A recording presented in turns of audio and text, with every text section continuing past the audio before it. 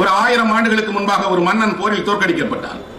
அது அயர்லாந்தில் நடந்தது. அயர்லாந்தில் அந்த மன்னன் போரில் தோற்கடிக்கப்பட்ட உடனே அவனை சிறைப்பிடித்து விடுவார்கள், கொன்று விடுவார்கள் என்று பயந்து அவன் தப்பி போவதற்காக ஒரு தீவுக்கு கிளம்பினான்.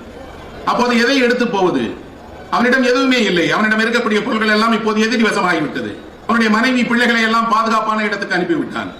ஒளிந்து வாழ்வது மட்டும்தான் ஒரே வாழ்க்கை, வேற வழியே கிடையாது. ஒளிந்து வாழும் போது எதை எடுத்து போவது? உடைவாளை எடுத்து போனால் பாதுகாப்புக்காக வைத்துக் கொள்ளலாம். ஆனால் நம்பிக்கை போய்விட்டதே, தேசம் போய்விட்டதே, எதை கொண்டு போவது? அவன் உறுதியான முறையில் சொன்னான், ஒரே ஒரு புத்தகம். இப்போது இருப்பது போல அச்சிடப்பட்ட புத்தகம் கூட இல்லை. அந்த காலத்தில் எல்லாம் புத்தகம் எப்படி இருந்தது உங்களுக்கு தெரியும் இல்லையா? ஓலைச்சுவடியில் எழுதியிருந்தார்கள், காகிதத்தில் எழுதியிருந்தார்கள், துணியில் எழுதி பாதுகாத்து வைத்திருந்தார்கள். அப்படி ஒரே ஒரு புத்தகம் மட்டும் எனக்கு வேண்டும் என்று சொன்னான். அப்போது அவனுடைய தளபதிகள் கேட்டார்கள், ஒரு புத்தகத்தை கொண்டு நீங்கள் எப்படி வாழ்ந்துவிட முடியும் என்று. அவர் சொன்னான், போதும், எனக்கு ஒரே ஒரு புத்தகம், அந்த ஒரு புத்தகத்தை எனக்கு கொடுங்கள் என்று அவர் தன்னுடைய உடைகளையும் ஒரு புத்தகத்தையும் எடுத்துக்கொண்டு ஒரு படகில் யாரும் இல்லாத ஒரு தீவில் போய் விழுந்து கொண்டார். அந்த தீவில் அவனுக்கு பாதுகாப்பு கிடையாது. ஏனென்றால் அங்கே யாரும் வரமாட்டார்கள், ஆளரவும் இல்லாத ஒரு தீவு, அங்கே பயம் இல்லை. ஆனால் அங்கே அவன் தன்னுடைய தனிமையை போக்குவதற்கு என்ன செய்தான் தெரியுமா? அந்த புத்தகத்தினுடைய ஒவ்வொரு எழுத்தாக எண்ணி படித்தான்.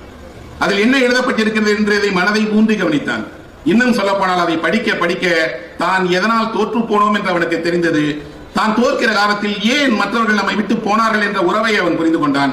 எல்லாவற்றையும் விட என்னிடம் இருப்பது எது, எதிரியிடம் இருப்பது எது, நான் எதிரியை விட எந்த வகையில் சிறந்தவன் என்று அவன் தன்னை ஆராய்ந்து கொள்ள தொடங்கினான்.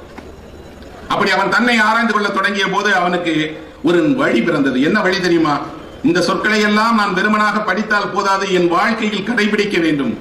ஒரே ஒரு நல்ல சொல் போதும், ஒரே ஒரு நல்ல சிந்தனை போதும் என்னை மாற்றிவிடும்.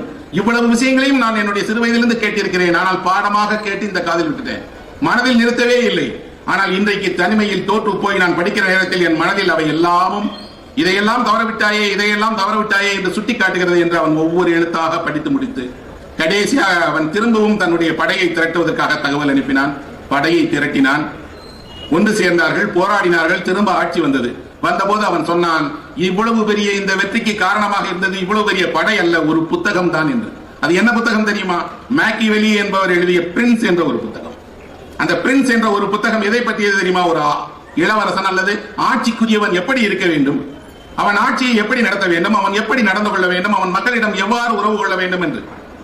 அந்த புத்தகம் கூட தமிழில் வெளியாகி இருக்கிறது.